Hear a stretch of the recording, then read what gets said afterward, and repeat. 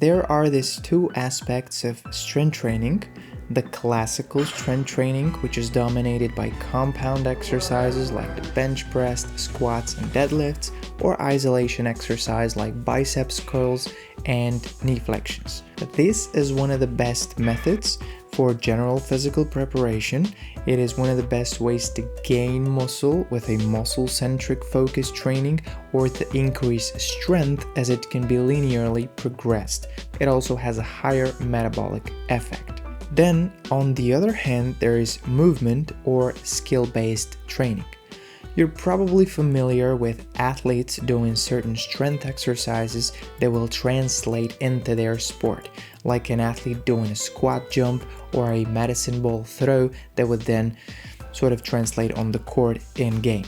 These so-called functional exercises are not so great at pumping your muscle or loading for maximal strength. However, they do train a wider variety of capabilities that you can become a better mover from. We're talking about functional movement exercises that allow you to stay mobile, jumpy, stable, and fluid. Things like medicine ball throws and rotational movements, lunge jumps, or picking up and throwing heavy objects from the ground. So today I wanted to discuss these two varieties of training and sort of make the argument why I believe functional training deserves a small percentage in your strength training portfolio, in your workout, considering most of us do the classic strength training, which we all know of. Classic strength training is a great starter. It's the most versatile all-around style for training that's particularly effective for general physical preparations to sort of strengthen your body, gain some amount of muscle mass, strengthen and adapt your tendons and ligaments to pressing weights. It is also good for building muscle, particularly within 8 to 15 reps with a muscle-centric focus. And it's also very good for increasing maximal strength because it doesn't require very complex coordination, that movements can be taught relatively fast, and also the progressions can be added by increasing the load. In a linear fashion, we don't have too many variables, and that makes it easy for increasing maximal strength. We don't need to manipulate too many variables, which makes it simple and easy to progress in linear movements like squats or deadlifts just by increasing the weight. Training to increase strength is typically done at 3 to 5 repetitions with a load of 90 to 100 rep max percentage, meaning you should activate your nervous system and push hard. As stated earlier, it can be comprised of compound exercises, which are more all-around. They include larger amount of muscle mass and they're greater for increasing strength, or more muscle-centric isolation exercises like biceps curls or triceps extension. To progress with the classic strength training, there's like a basic principle of progressive overload, meaning that you start to manipulate the tempo, either doing reps slower or increasing the total work volume during a week, or increasing the weight that you lift at any rep. Now, classic strength training makes a lot of sense, particularly in the first 2-year phase for general physical preparation and for building muscle and for increasing strength. But once one is sufficiently strong, it has sufficient amount of muscle mass, great metabolic function, it has sufficient amount of strength that's needed to perform all the daily activities and maintain longevity, then there is not a lot more of a return on investment just by becoming stronger or more muscular. Typically, most people are way below this threshold, but to have some sort of reference, if you can squat your body weight for 5 repetitions or deadlift 1.2 to 1.5 of your body weight for 5 repetitions, you are strong enough. You can get even stronger, but you're strong enough in the sense of functionality and longevity in terms of what you need for those two things, right? When we get to a point where we're muscular enough, and where we're strong enough, it makes sense to shift a percentage of that training to functional movements, meaning teach the muscle that we have and the strength that we've gathered, teach our body to apply that force into real, actual movement instead of just continually pumping for muscle or increasing the strength until we can lift 400 pounds. This doesn't have that high return on investment in your actual daily functionality, musculoskeletal, or physical health. It's just more and more and more and more for the sake of what? The reason we're discussing this is because when you get over a certain amount of weight, there is an increased risk of injury, which is of course logical because the load increases to superhuman levels. Your joints, your spine, your hips, your knees were not made for. So let's explore functional training for a while, shall we? If you already eat clean, lift weights, and wear blue blockers, is there a way to optimize even further? Probably yes.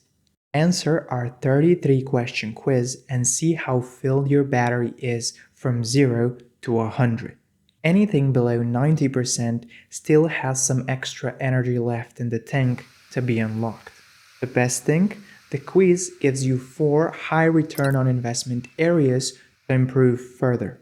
We've packed the last 4 years of research on human health and performance optimization into a simple digital product.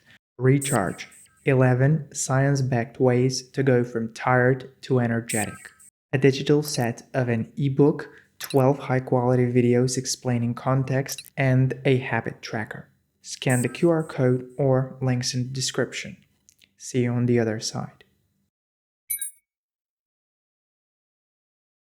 Functional training teaches you to move.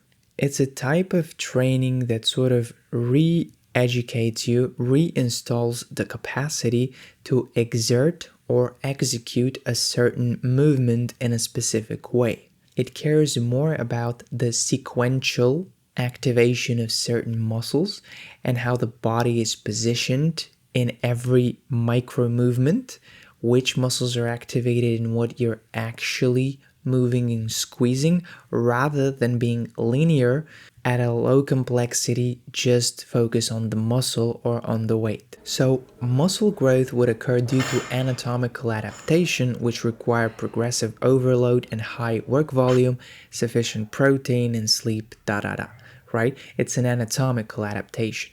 Increase in strength mainly relies on neural adaptations, meaning your ability to activate more and higher, greater muscle fibers, motor units faster in a way to lift a higher load from A to B, right?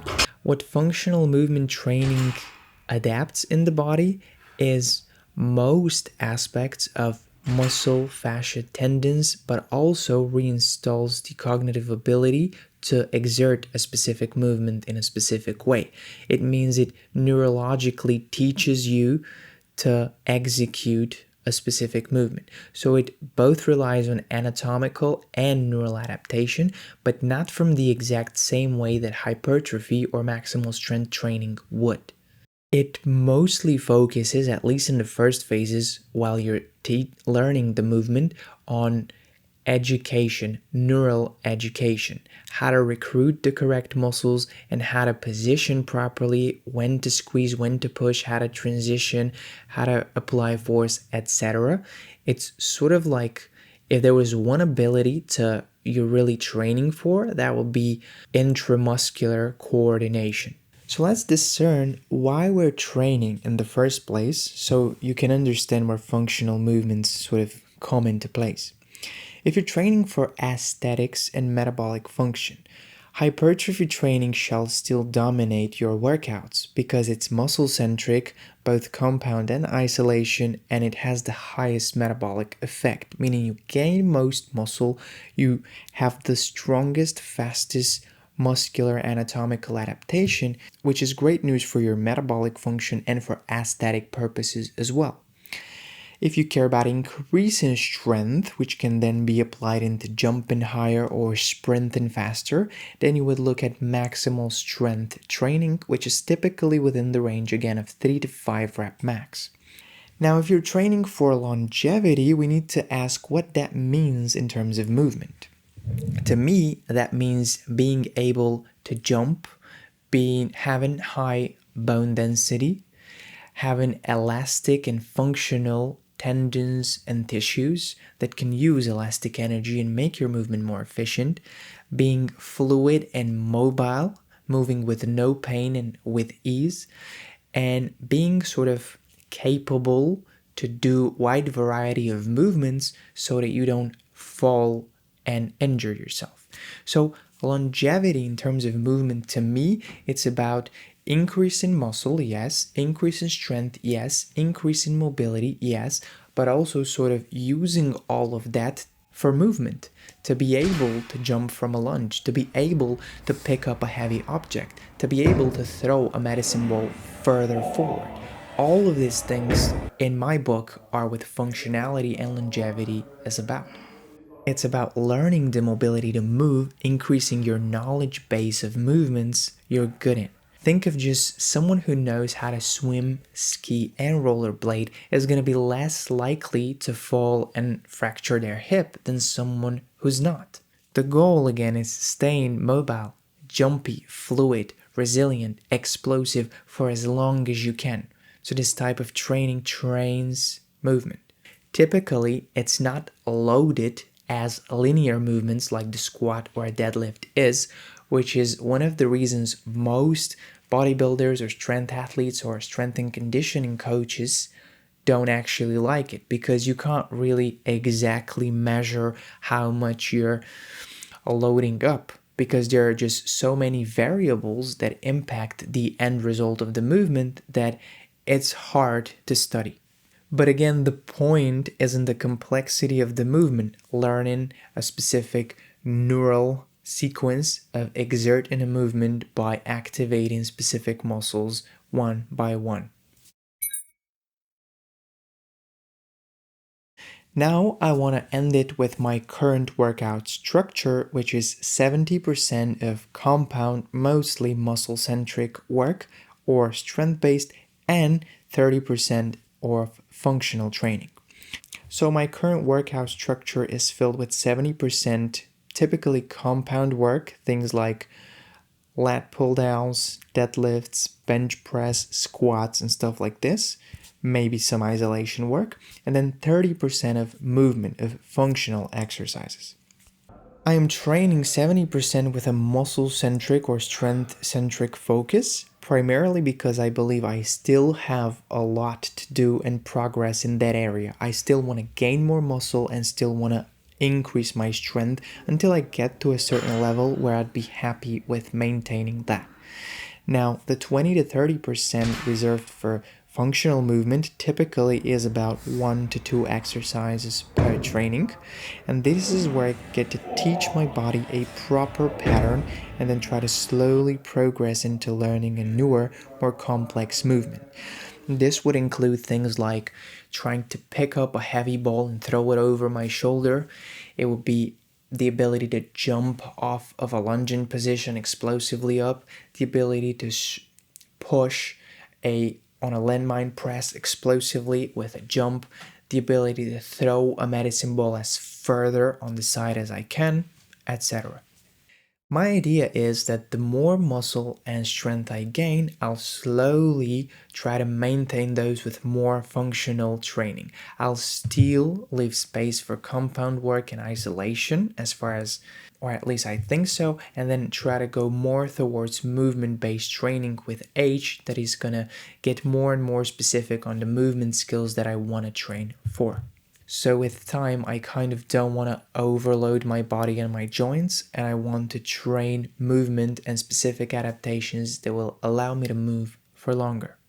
Injury risk this way is a little lower because you're not just overloading your body just by increasing the weight, as you would in a linear exercise like a squat or a deadlift, which again has its place.